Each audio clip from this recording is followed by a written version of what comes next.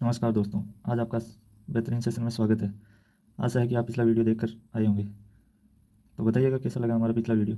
और इसी तरह हम छोटे छोटे वीडियो बनाते रहेंगे जिससे कि आप एग्ज़ाम के समय पर तुरंत रिवाइज कर सकें।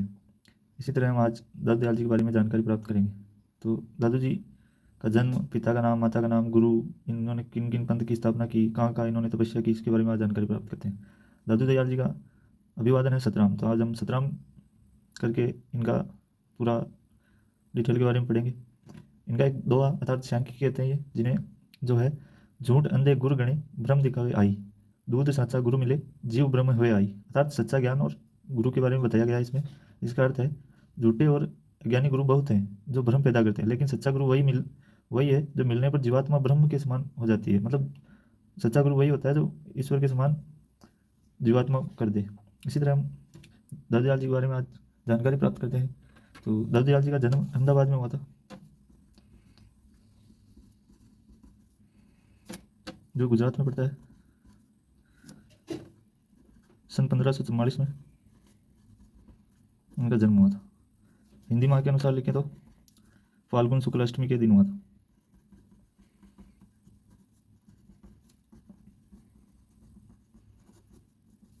फाल्गुन शुक्ल अष्टमी के दिन हुआ था।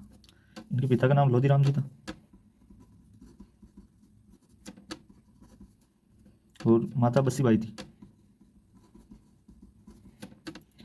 इनसे एक पुत्र का जन्म हुआ था जिनका नाम महाबली था,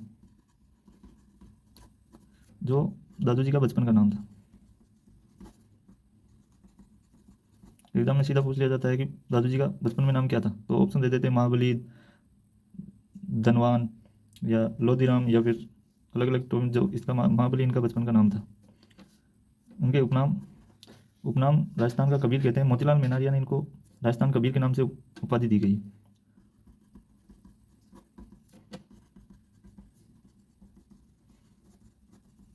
तो याद रखें कि राजस्थान का कबीर किसे कहते हैं, दादू दयाल जी को। ये उपाधि इन्होंने मोतीलाल मेनारिया ने कहा। याद रहे ये मोतीलाल मेनारिया वही है जो राजस्थानी भाषा में गुजरी अपभ्रंश से राजस्थानी भाषा की उत्पत्ति को बताते हैं। इनके गुरु का नाम वरदानंद, जिन्हें बुड्ढन भी कहते हैं। इनके गुरु का नाम वरदानंद है। तो इनके बारे में ज़्यादा तथ्य होने के कारण मैं आज थोड़े बहुत पहले लिख के ले आया हूँ। तो इनके बारे में संन्यास इन्होंने 6 जगह अलग अलग जगह पर संन्यास किया, संन्यास के लेकर तपस्या किया। पहली तपस्या इन्हें अबू पर्वत सिरोही में की। अबू पर्वत सिरोही में जो सर्वप्रथम इनकी तपोस्थली रही। इसके बाद में ये करडाल अजमेर में आ गए, यहाँ तपस्या की। यहाँ तपस्या करने के बाद ये सांबर जयपुर में आ गए।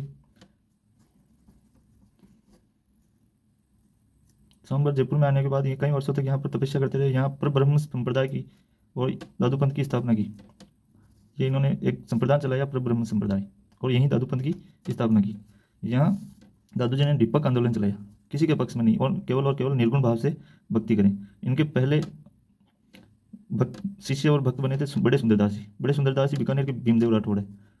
ये वे भीमदेव राठौड़ है जो युद्ध करते हुए इनकी पत्नी ने, मतलब बिना जाने ही, ये तो जीवित थे लेकिन इन्होंने पति ने जीवित रहते ही सती हो गई थी। और इसके बाद दादू दयाल जी अमेर आए थे। अमेर जयपुर में पड़ता है। ये मावटा झील के किनारे इन्होंने तपस्या की थी, जहाँ रज्जब जी और भगवंदास जी इनके 2 शिष्य बने थे। तो याद रखें, पहला शिष्य सांबर में बना था बड़े सुंदरदास जी, उसके बाद में 2 शिष्य आमेर में रजत जी और भगवंदास जी बने। इसके बाद दादू दयाल जी ने गेटोलाव दौसा के अंदर तपस्या की, जहाँ छोटे सुंदरदास जी इनके शिष्य बने। याद रहे, यहाँ गेटोलाव तिला के बाद में दादू दयाल जी अकबर को अपने उपदेश सुनाने 1585 में फतेहपुर सीकरी, जो आगरा, जो यूपी में पड़ता है, के इबादत खाना में अकबर को 40 दिन तक दादू जी ने उपदेश सुनाए। अर्थात उन्होंने गो हत्या पर रोक के लिए भी आग्रह किया, जिससे कि अकबर ने गो हत्या पर रोक भी लगा दी। अकबर ने 12 गांव भी भेंट किए दादू दयाल जी को। अकबर ने 12 गांव भेंट किए। इसके बाद दादू दयाल जी सीधा नराना आ गए, जो कि जयपुर में पड़ता है। यहाँ दादू पंथ की प्रधान पीठ है, मतलब आज भी यहाँ दादू पंथ की प्रधान पीठ स्थित है। इनकी मृत्यु 1603 को हो गई थी। अर्थात इनकी समाधि बैराणा की पहाड़ी पर जयपुर में बनी हुई है, जहाँ इनकी समाधि बनी हुई है। इनके 52 शिष्य होते हैं, 152 शिष्य होते हैं, संख्या जिनमें 100 विरक्त हो गए, 100 शिष्य विरक्त हो गए, और 152 शिष्य अलग अलग जगह दादू पंथ की पीठों की स्थापना की। इन 52 पंथ के शिष्यों को 52 थांबे भी कहा जाता है। याद रखना, 52 थांबे पर एक क्वेश्चन आया हुआ है, दादू जी के 52 थांबे किसे कहते हैं? तो 52 थांबे वे हैं जो 152 में से 52 अलग अलग जगह पीठें स्थापित की। इसी तरह दादू दयाल जी ने अपना उत्तराधिकारी गरीबदास जी को चुना, जो नरेना की गद्दी पर बैठा। गरीबदास जी नरेना की गद्दी पर बैठे। इनके दत्तक पुत्र 4 थे, जिनमें 2 पुत्र थे और 2 पुत्रियां थी। दत्तक पुत्र उसे कहते हैं जिन्हें गोद लेते।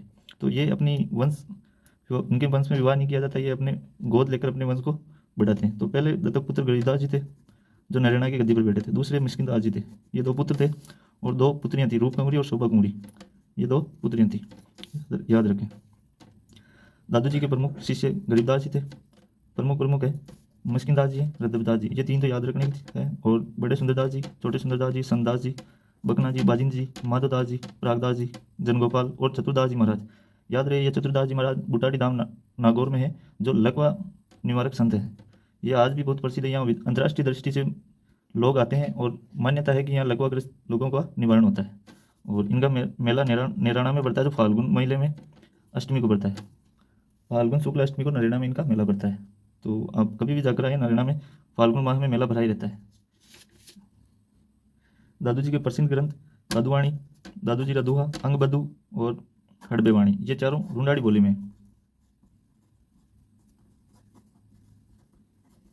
ढूंढाड़ी बोली में अगर 4 ऑप्शनों में आपको परीक्षा में ढूंढाड़ी बोली ऑप्शन में ना मिले तो सद्दुकड़ी बोली कर सकते हो आप,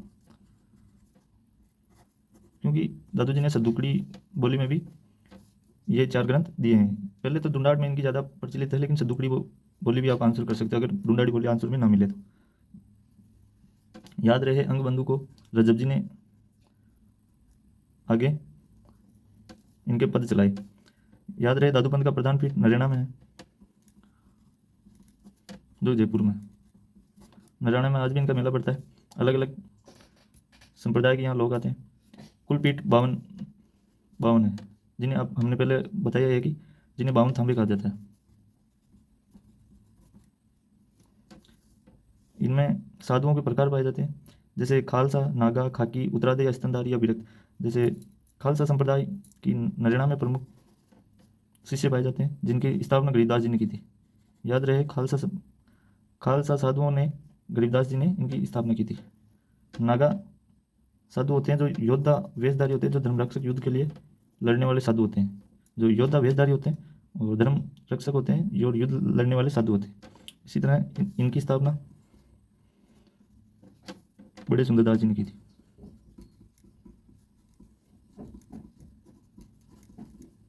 और खालसा की गरीबदास जी ने की थी, नागा की बड़े सुंदरदास जी ने की थी। खाकी साधुओं की स्थापना छोटे सुंदरदास जी ने की थी।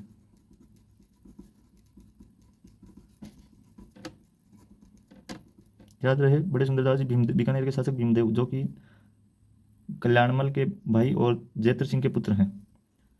इसी तरह चौथा आता है उत्तरादय या स्तनधारी। ये राजस्थान में उत्तरी क्षेत्र था, हनुमानगढ़, गंगानगर में दादूपंथी के शिष्य हैं। इनकी स्थापना बनवारी दास जी ने की थी।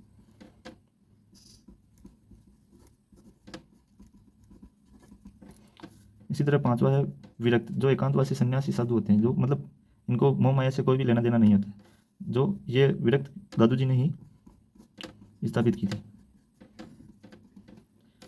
इनका मंदिर अर्थात साधना के अंदर अलग दरीबा कहलाता है। जैसे कि हमने शुरुआत में चर्चा की थी कि इनका अभिवादन सतराम होता है।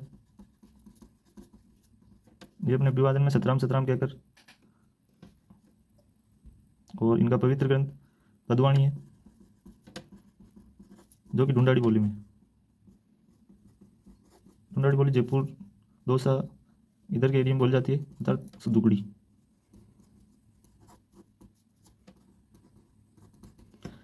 कुछ छोटे छोटे तथ्य हैं, जैसे दादूपंथ में मृत साधुओं को ना तो जलाते हैं ना ही दफनाते हैं, अर्थात इनमें हवा दाग किया जाता है। हवा दाग वो होता है जो किसी भी मृत शरीर को हवा में अर्थात किसी भी जगह खुली जगह छोड़ दिया जाता है। जिसे पारसी धर्म में भी यही एक प्रथा है कि शव को जंगली जानवरों के लिए पेट भरने के लिए खुले स्थान पर छोड़ दिया जाता है। पारसी धर्म में ऐसा ही किया जाता है, इसे हवादाह कहते हैं। अग्निदाह होता है जिसमें आग जलाकर सबको जला दिया जाता है, और भूमिदाह होता है जिसमें भूमि में दफना दिया जाता है।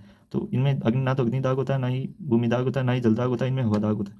हवादाह कहते हैं जहाँ सबको यूं ही खुला कहीं पहाड़ियों या जंगल में छोड़ दिया जाता है, जो जानवरों के लिए पेट भरने के लिए उचित है। इसी तरह दादू पंथ में साधु विवाह भी नहीं करते हैं। ये गोद लेकर अपने पुत्र का उत्तराधिकारी चुनते हैं और इनके प्रमुख शिष्य हैं जैसे छोटे सुंदरदास जी, इनको राजस्थान का शंकराचार्य भी कहा जाता है। हम चाहते हैं कि आपके एग्जाम के लिए छोटे छोटे वीडियो बनते रहें, इससे आपको एग्जाम में बहुत हेल्प मिलेगी छोटे छोटे तथ्यों के बारे में।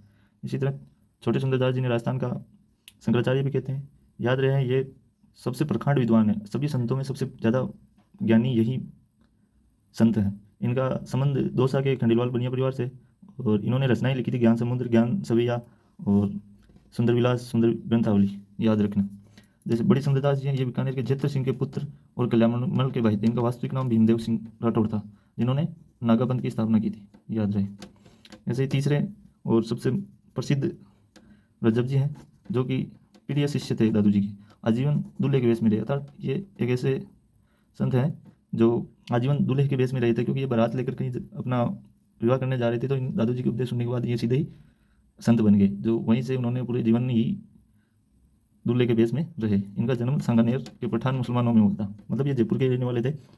इसी तरह इनकी मृत्यु और समाधि भी सांगानेर में ही है। रजब जी की दो रचनाएं हैं, रजब जी और सर्वांगी। इसलिए हमने पहले चर्चा की थी कि इन्होंने दादू जी के उपदेश अंगवधु के नाम से लिपिबद्ध किया। तो कैसा लगा हमारा सेशन, आप जरूर बताइएगा कमेंट में। अगर नेगेटिव हो तो नेगेटिव बताएं, पॉजिटिव हो तो पॉजिटिव बताएं। आपका साथ हमें थोड़ा उत्साहवर्धित करता है। और लाइक करें, शेयर करें, सब्सक्राइब करें हमारे चैनल को। हो सके तो और भी भाइयों को जुड़ने के लिए प्रेरित करें। धन्यवाद।